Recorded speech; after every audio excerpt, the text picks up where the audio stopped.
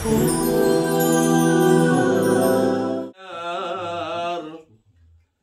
غذای او بود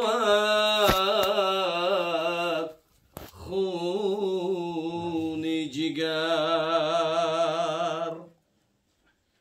وحی آمد در زمان از کردگار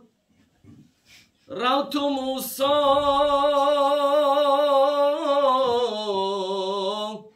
کمترین از خود بیار شد روان از طور موسی سوی دشت جستجو میکرد هر سو میگذشت کمتر از خود در جهان کس را ندید کمتر از خود در جهان کس را ندید ناگهان با یک سگ گردید نصیب گفت این کلبک نباشد به ز من رفت نزدش تا ببندد با رسن گفت آن کلبک با آوازی بلند هرچی هستم عاشقان را تن مزن سوز داغ دوست دارم اندرون گر نشان میخواهی این است رنگ خون مویه هایم ریخت اندر عشق او موی در آتش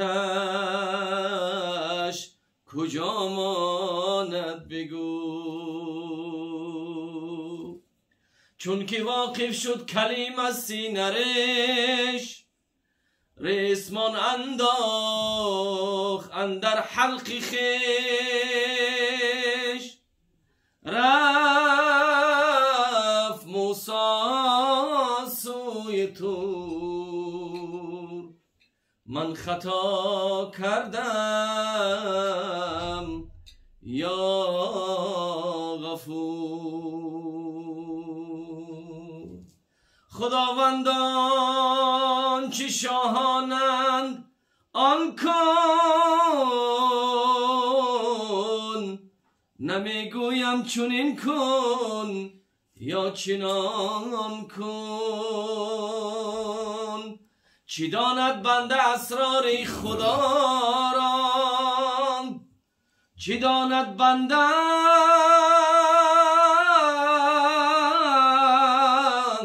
اسرار خدا را خدا را هرچی میزبد همان کن اللهم یا ربنا تقبل دعانا انك انت السميع العليم يا كريم يا عليم يا حليم يا حكيم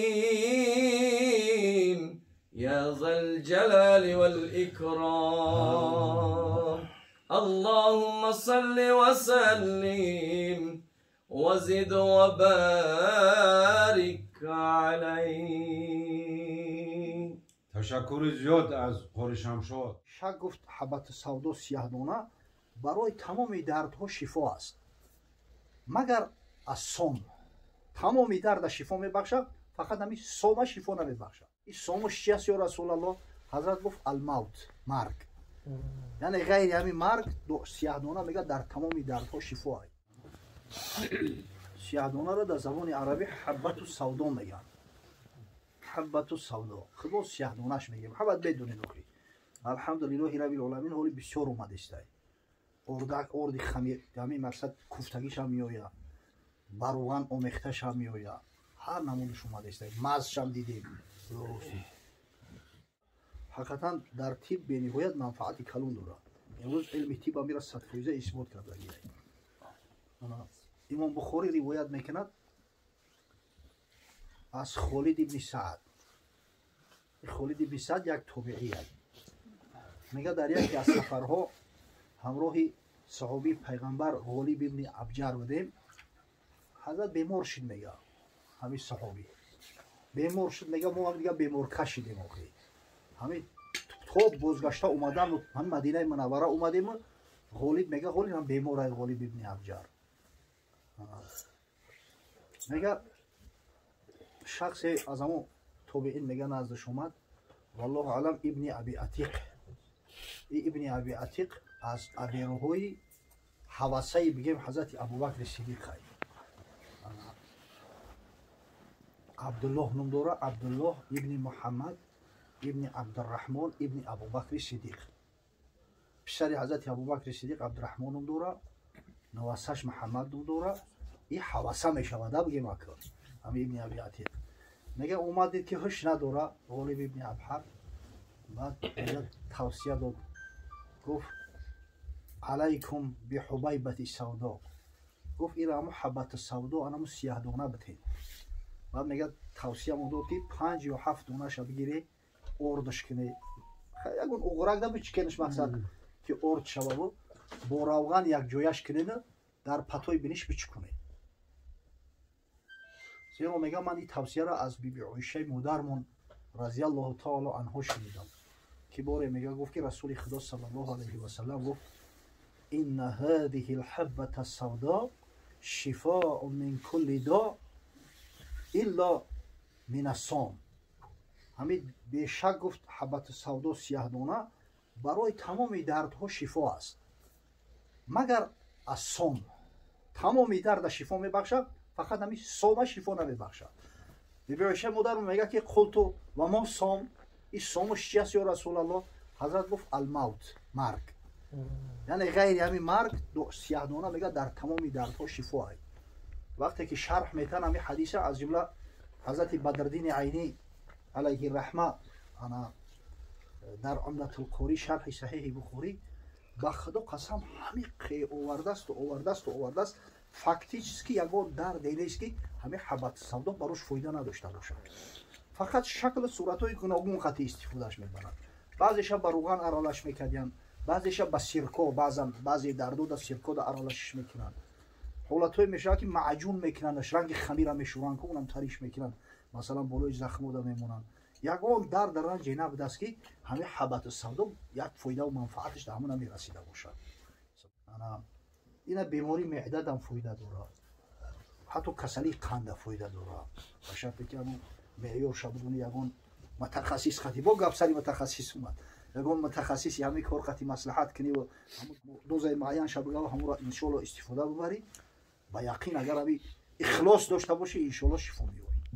برای پیغمبر اخلاص صلی الله علیه و سلم گفت که این سیاه دانه از تمام دردها شفا است غیر همین